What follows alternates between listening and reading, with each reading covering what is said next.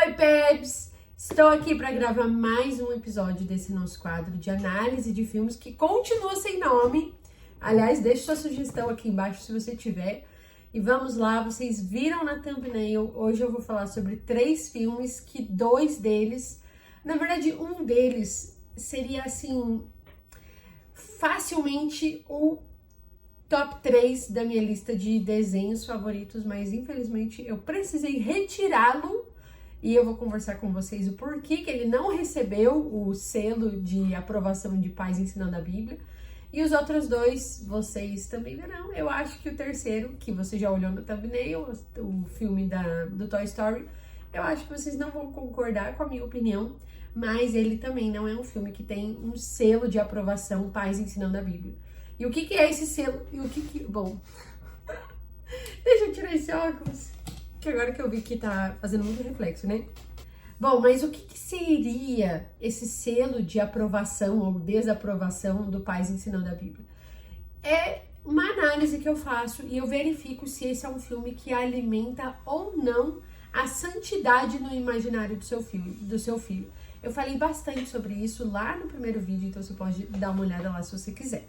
Bom, hoje nós vamos conversar sobre Luca, Toy Story e Coco, o filme Viva, a Vida é uma Festa. Bom, são 3 filmes, eu trouxe os 3 juntos aqui porque eles têm uma narrativa muito parecida de separação de mundos. São 3 filmes que fazem uma separação do mundo legal para o mundo chato, que é o mundo onde nós pais estamos. Embora os 3 filmes façam isso, eles trazem esses 3 pontos de forma diferente. E Coco, eu imagino que você já esteja pensando, não, Ana, mas o filme Coco não é sobre isso. De fato, ele não diz que a parte que nós adultos estamos vendo é a parte chata e a parte que a criança vê é a parte legal. O filme Coco não faz isso. Embora ele não faça essa divisão legal, divertido e chato, ele também é um filme que faz essa divisão de realidade, a realidade que os adultos estão vendo, da realidade que as crianças estão vendo. E esse, para começar, já é o primeiro ponto. Todo filme que faz essa separação do que os adultos veem, do que a criança, somente a criança seria capaz de ver. E no caso de Toy Story, a criança também não vê, a criança do filme não vê, mas a criança nossa, os nossos filhos estão vendo que existe um mundo diferente do mundo dos pais, dos adultos, enfim. Todo filme que faz essa separação já me acende o primeiro alerta. Às vezes acende esse alerta e, como no caso de Toy Story, eu penso, ok, não tem nada demais. Mas às vezes acende esse alerta, como no caso de Luca, e eu penso, realmente tem, assim, muita coisa ali. Eles, além de fazer essa separação, ainda trouxeram como um mundo em que nós, os adultos, né, vemos um mundo problemático, né? Assim, é a parte chata do filme, é a parte ruim, é a parte que precisa ser mudada, né? Enfim. Bom, como você já sabe, deixa eu só fazer aqui um parêntese, como você já sabe, esses filmes de análises todos são com todo spoiler possível, porque eu estou, na verdade, te contando como que é o filme e analisando junto com você o porquê é que essa parte é legal, mas essa parte aqui é um problema tão sério que a gente exclui da lista de filmes aprovados pelo Pais Ensinando a Bíblia, tá certo? Então você vai ter spoiler aqui e o propósito é justamente esse, é que você conheça o que o filme fala para que você consiga decidir se você vai ou não vai colocar para o seu filho assistir, tá certo? Bom, se você já assistiu Luca, eu acredito que tá bem evidente o grande problema do filme. Eu até nem vou entrar nessa questão do relacionamento entre o Luca e o Alberto. Alberto, eu acho que é assim também, né, em português. Mas não vou entrar, né, na problemática deles lá, do relacionamento deles, de parecer ser um relacionamento, né, enfim, mais do que uma amizade pura e simplesmente. Mas eu quero trazer com vocês alguns outros pontos, que é o fato de que esse filme deixa muito escancarado 2 coisas. A ausência paterna e materna na vida da criança e o quanto essa ausência é ruim para a criança. Então, o Alberto, que cresceu sem a mãe, provavelmente, e depois de um tempo da vida cresceu sem o pai. Ele desenvolve um apego, uma dependência emocional muito grande no Luca, e talvez, né, parta daí essa estranheza no relacionamento deles, que foge de um padrão de amizade puramente, né? Mas, além dele desenvolver isso, ele também cresce com um tipo de liberdade, entre muitas aspas. Esse filme tem tantos probleminhas, assim, escondidinhos, sabe? Que é até ruim, assim. Eu tô trazendo ele aqui, mas de cara eu já diria pra você que é um filme que não foi legal. Eu assisti ele com os meus filhos, inclusive, e o tempo todo é aquele filme que fica a sirene ligada, assim, que você fica pensando, puxa, mas pra que colocar isso num filme, sabe? E no caso do Alberto, a gente percebe que ele desenvolve esse anseio por uma falsa liberdade. Porque a liberdade ali, na verdade, é confundida com a aventura, com correr riscos, com viver uma vida solta, uma vida free spirit, assim, né? Aquela coisa de você ter espírito livre, de você ter uma vida que você vive da forma como você quer, da forma como você deseja, da forma como você acha que tem que ser. O Alberto, ele tem esse pensamento, não só esse pensamento, mas ele tem esse anseio de viver essa vida. E ele apresenta essa vida pro Luca, que já era o extremo oposto. Era uma criança que foi criada ali com pai e mãe. E aí aqui vou fazer um outro parênteses a respeito de filmes que tem esse mesmo estereótipo de pai e mãe, e sempre acenda um alerta sobre filmes desse jeito. Mas aí nós temos ali, né, voltando, o Luca, que foi criado com pai, mãe e a avó, dentro de casa, uma família que protege, o irmão mais velho também, né, uma família que tá ali protegendo ele e tudo mais, e ele é, na verdade, a criança acurralada do contexto ali, da história. Então, o Alberto, que foi criado sem a mãe e sem o pai, ele traz a tristeza de não ter o pai, e depois a gente vai descobrir lá na frente que, na verdade, as pessoas más é que mataram o pai dele, e as pessoas más são simplesmente a sociedade. Vocês pegaram isso? Assim, a sociedade é má, e a sociedade não entendeu que o pai do Alberto era uma pessoa diferente, e que ser diferente é bom. E aí a sociedade que não entendeu isso matou o pai do Alberto, fez o Alberto crescer sem pai, e a gente sente essa dor dele. Mas veja o que tem por trás disso. Pessoas diferentes, a sociedade não aceita pessoas diferentes, e pobre dessas pessoas diferentes. Óbvio, são pobres mesmo, assim, é triste que pessoas diferentes sofram. Mas a forma como o filme tenta empurrar goela abaixo de que a sociedade é ruim, e por sociedade aqui, eu tô falando você, e de repente a gente pode colocar assim, os conservadores, no caso lá é uma cidade do sul da Itália, eu acho que a Costa Amalfitana ali, né?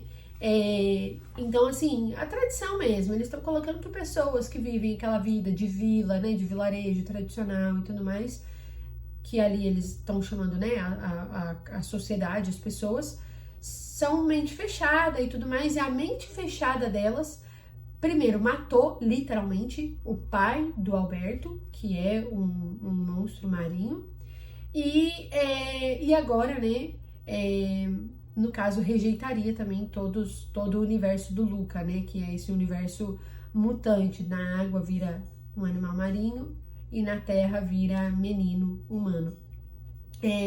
Veja como é muito sutil, assim, essa denúncia, né, que eles fazem a respeito, né, dessa divisão, assim, do que é comumente aceito na sociedade tradicional, e uma pessoa diferente, que aqui a gente sabe exatamente o que é, né, do que eles quiseram, o que eles estavam querendo mostrar ali. Não adianta nem tentar argumentar, enfim, ficou muito claro, evidente. Mas o quanto eles querem dizer isso para as crianças, né? Que a gente precisa mudar o nosso pensamento, nós precisamos mudar a forma como nós pensamos, como nós nos comportamos com as outras pessoas, para aceitar a diferença dela. Essa é provavelmente a principal bandeira que o filme levanta, e aí você sabe muito bem qual foi a intenção deles em levantar essa bandeira.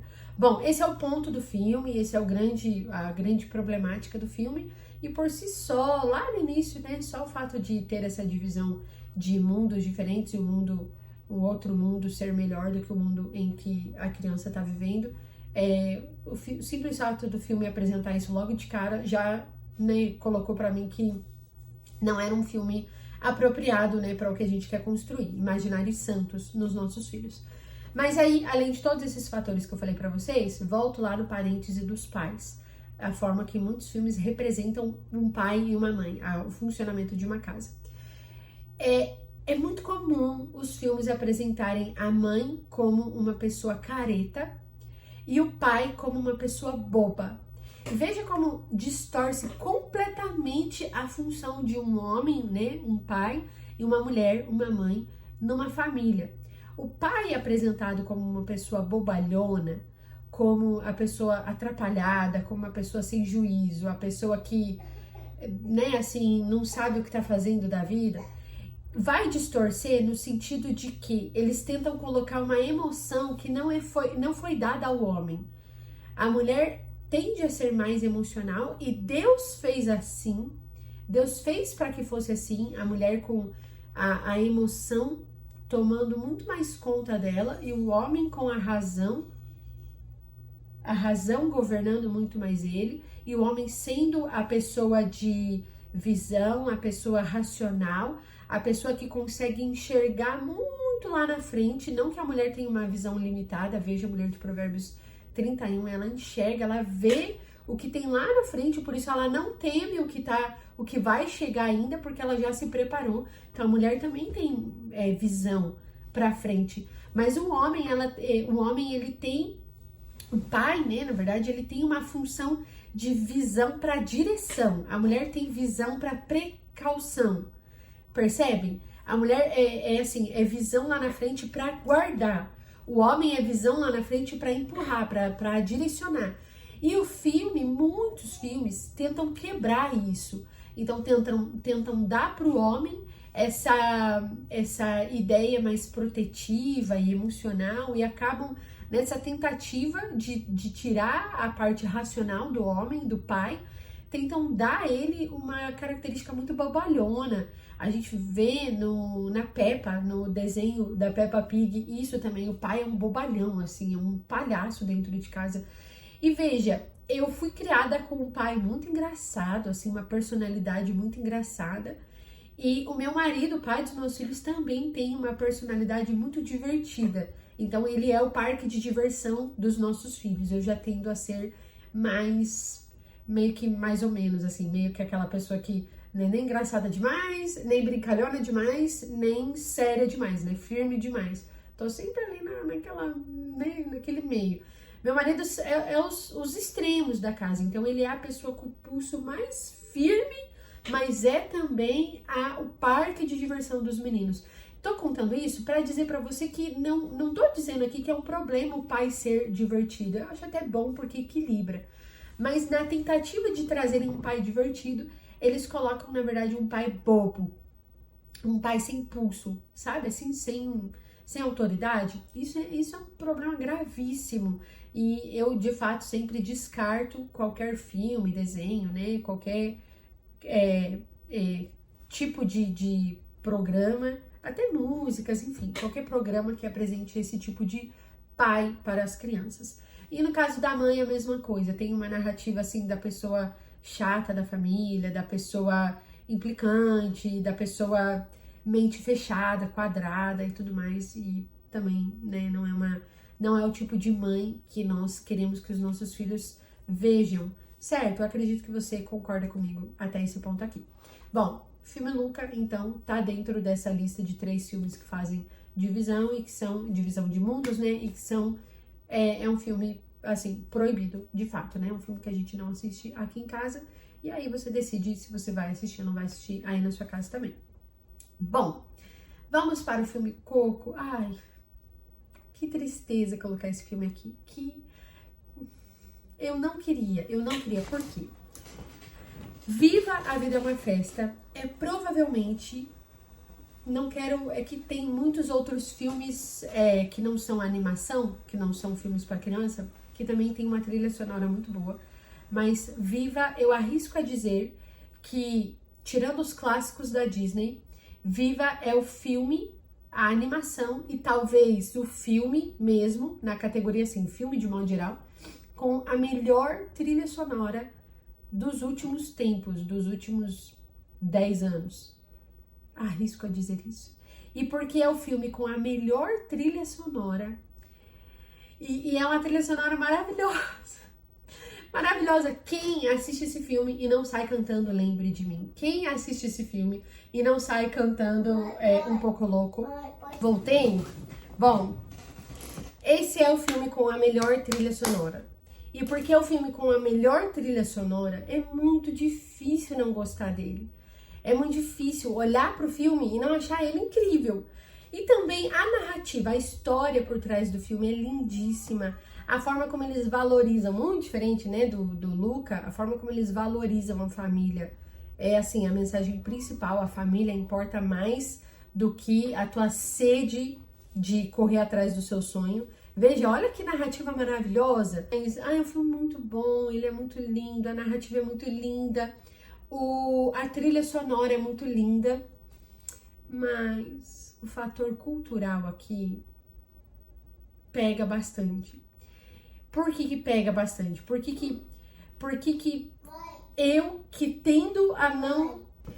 por que logo eu, que, né, como eu moro num país, né, não só num país, mas assim, eu moro num lugar onde... o contato com a cultura e diferenças culturais é isso, né? Essa é a minha vida. Eu estou em constante contato com diferenças culturais o tempo todo e pessoas do mundo todo. Então, por causa disso, eu tendo a ser uma pessoa muito mais flexível a questões culturais, a diferenças culturais. E é muito difícil eu deixar de ver algo porque esse filme tem algum fator cultural. Assim, geralmente é a última coisa que eu considero quando eu vou analisar se o filme é bom ou não é. Mas no caso do filme Coco, nós estivemos em contato com um amigo nosso que é mexicano, de família mexicana tradicional, e os avós dele têm a cultura mexicana mesmo, raiz, inclusive essa cultura de celebração, né, ao Dia de los Muertos, meu espanhol não é muito bom não, mas essa cultura do Dia dos Mortos, assim, da celebração do Dia dos Mortos. Então, ele falou pra gente, ele falou, olha, eu não separo, eu não consigo olhar e falar que lindo, porque eu sei o quanto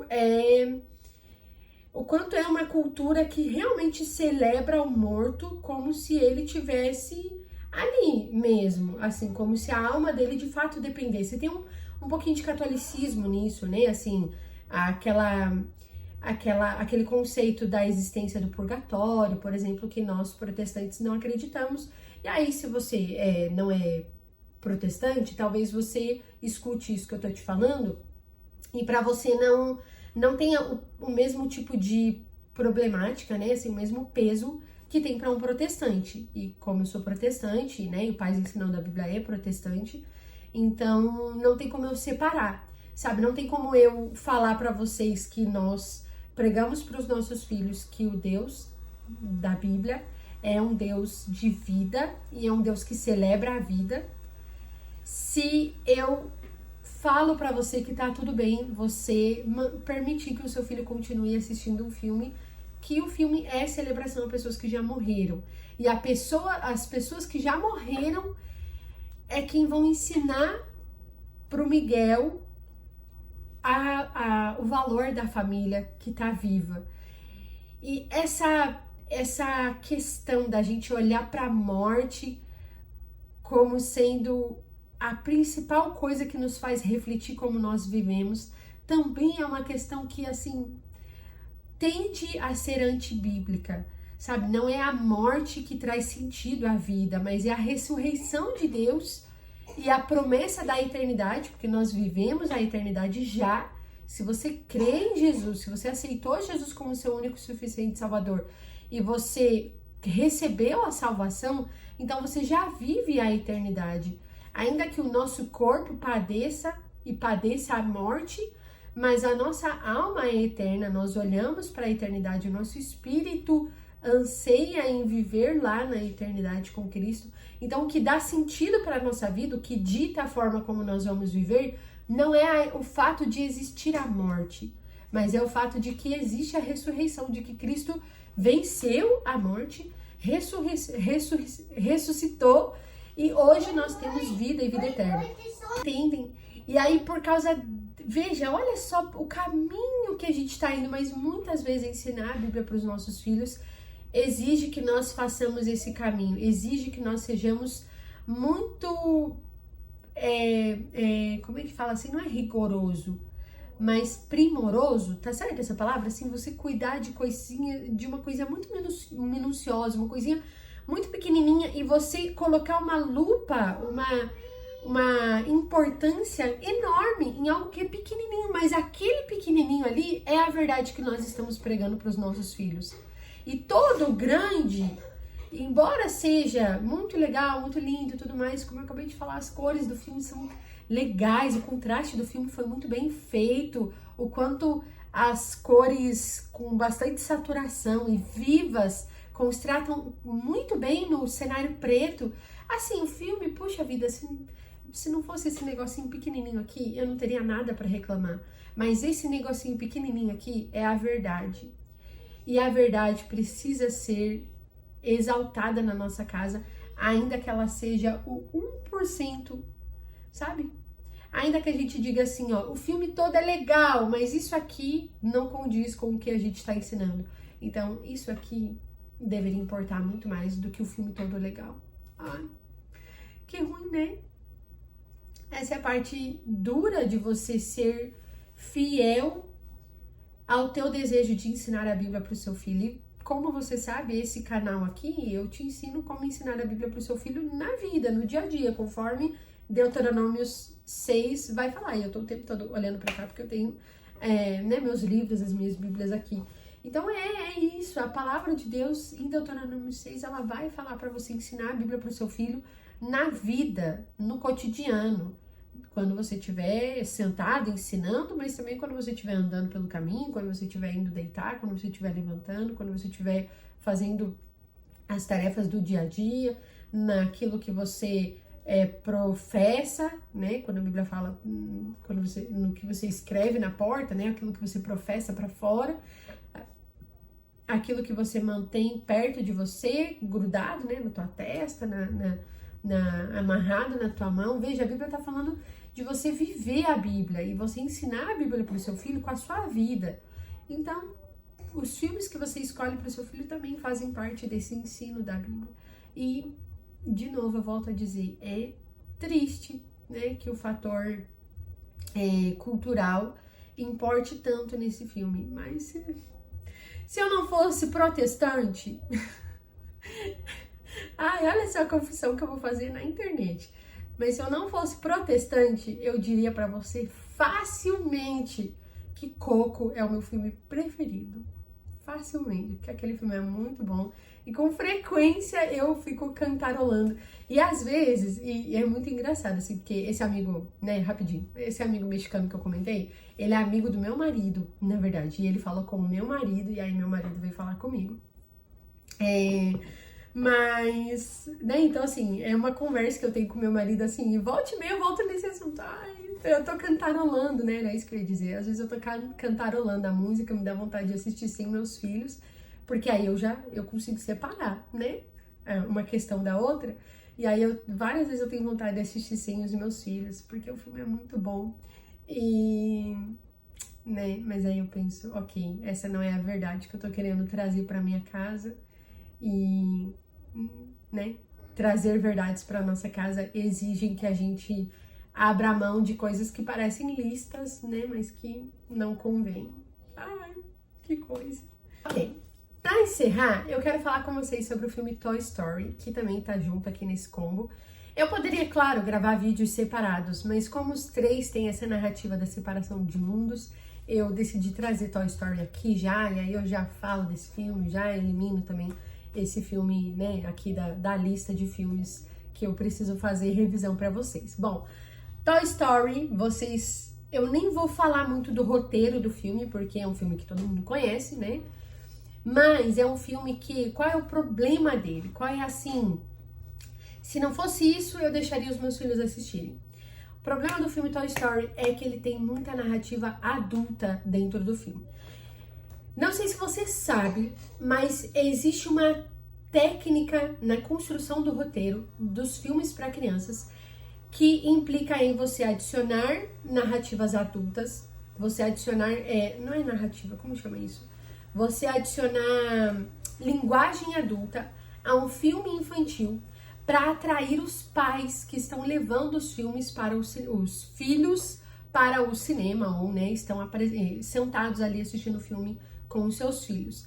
Então, para que para os pais o filme não seja chato e entediante, os roteiristas colocam essas pitadinhas de graça, né, de humor adulto ou até de sensibilidade, assim, né, de sentimento adulto, que é mais que vai ser entendido melhor por um adulto, colocam isso no filme, às vezes de modo muito sutil, às vezes de modo muito escrachado, colocam lá para que os pais também se interessem pelo filme e queiram levar os seus filhos para assistir, enfim, e até de certa forma, assim, viciem, né, no sentido de abracem a cultura daquele filme, para querer, então, por exemplo, né, levar no parque com aquela temática, comprar os produtos, né, o merchandise com aquela temática, e foi o que aconteceu com Toy Story. Toy Story é um filme que trabalhou muito bem essa questão de imaginário infantil e imaginário adulto, e aí por causa disso é um filme que é adorado tanto por crianças quanto por adultos.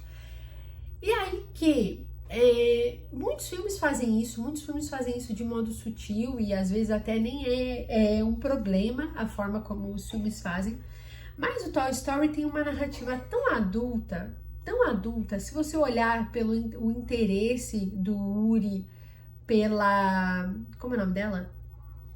Esqueci o nome dela, da bonequinha lá. A forma como ele se interessa por ela, a forma como ele olha pra ela e tem toda aquela coisa assim, né? Aquele beijinho que ela... como é o nome dela, gente? O beijinho que ela dá, né? Logo no início do Woody, e aí o jeito que... na verdade é no final, né? No final do primeiro filme que ela vem dar aquele beijinho, assim, super seduzindo ele. E o Buzz encosta no Woody, tipo, os dois fazem aquela cara, assim, né, de tipo... Sabe o que eu quero dizer? Eu não tô conseguindo encontrar a palavra certa. Mas... ai, tô batendo aqui, né? Mas... então, essa malícia, sabe? Aquele olhar, os dois olham com um olhar malicioso, assim. Isso não é legal para os nossos filhos. Como que a gente quer construir um imaginário, né? Então, assim, algo que vai ficar implantado no inconsciente do seu filho. Toda vez que eu falo imaginário, é disso que eu tô falando com vocês. O que vai ficar no inconsciente do seu filho?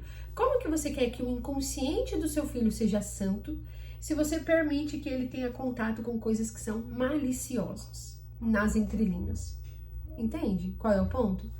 E isso se repete, essa pitada de malícia, de humor adulto, de contexto adulto, se repete no 1, no 2, no 3 e no 4 piora. E no 5, né, que na verdade é o quinto filme da franquia, filme longa-metragem, né, da franquia, mas é separado da sequência Toy Story, que é o filme do Buzz Lightyear, daí piora a ladeira abaixo. E se vocês quiserem que eu fale do filme do Buzz Lightyear, a gente pode conversar em algum outro momento, mas eu nem vou colocar ele aqui porque é muito escrachado os problemas desse filme. E não, eu não estou falando do beijo das duas mulheres, aquele lá é o menor dos problemas desse filme.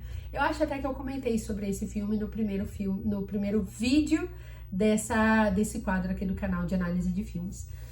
Pois bem, bom, o problema basicamente de Toy Story é esse, é muita pitada adulta num filme para criança. Lembra no filme 2? Não, no filme 2 eles encontram a Jessie, no filme 3 eles vão lá pro Sunnyvale, não é Sunnyvale, pro daycare lá. Então assim, daí lá, né, tem toda aquela coisa com a Barbie, o Ken,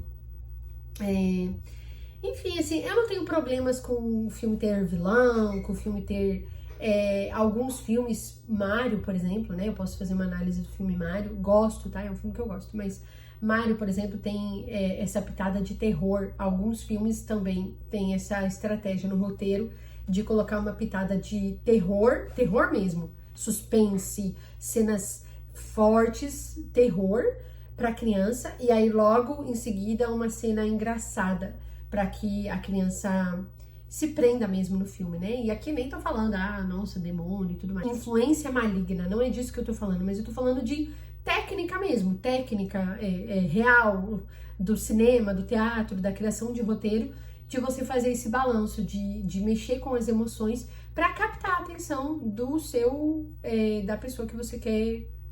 Gente, como é que é a palavra? Puxa vida, da tua audiência, captar a atenção da tua audiência, você faz usa essas técnicas, né, de cenas bem fortes e aí uma cena engraçada logo em seguida, e isso é uma chave para captar a audiência, para captar a atenção, e vários filmes fazem isso. Toy Story 3 também faz isso, não tô lembrando, o 4 faz muito isso, eles têm muito assim esse suspense no ar, bastante. E isso em si não é exatamente um problema, porque são só técnicas de captação de atenção, né? Não é necessariamente um problema, o problema é mais a narrativa mesmo, a forma como o filme Toy Story assim, desejou tanto que a família toda assistisse, que os pais estivessem com os filhos assistindo ali, que eles acabaram abusando, assim, dessa técnica de adicionar humor adulto ao filme, sabe? Acaba que fica um filme bem malicioso, assim, quando você pensa bem, sabe assim? Quando você pensa bem, quando você tira o encanto, você olha e pensa, caramba, esse filme é um filme bem malicioso, assim, né? Os personagens que são de brinquedo são, na verdade, muito adultos, sabe? Não tem uma coisa infantil, assim, é bem adulto, na verdade. E aí, por isso, eu acabo colocando esse filme na lista de filmes rejeitados, né, desaprovados aqui pelo Pais Ensinando a Bíblia e também pela Ana de Souza, pessoa física, mãe, né, de 3 meninos. Enfim, eu sei que esse vídeo tá longo, então eu vou parar por aqui também, né, acabei o assunto que eu precisava falar com vocês. Me fala aqui embaixo do geral, você concorda com o que eu falei? E nos pormenores, né, dentro de cada filme. O que vocês acham do que eu falei sobre cada um desses filmes? Concordam, discordam? Algum desses filmes que eu falei que não estão, né? Esses 3 filmes que são rejeitados aqui pelo Pais Ensinando a Bíblia. Algum deles também é seu queridinho? Você também tem aí boas memórias com ele e que talvez sejam até difíceis de você abrir mão em prol de pregar a Bíblia para o seu filho em casa? Me fala aqui embaixo, tá bom? Vamos continuar essa conversa, quero saber a sua opinião. Um beijo, até o próximo vídeo.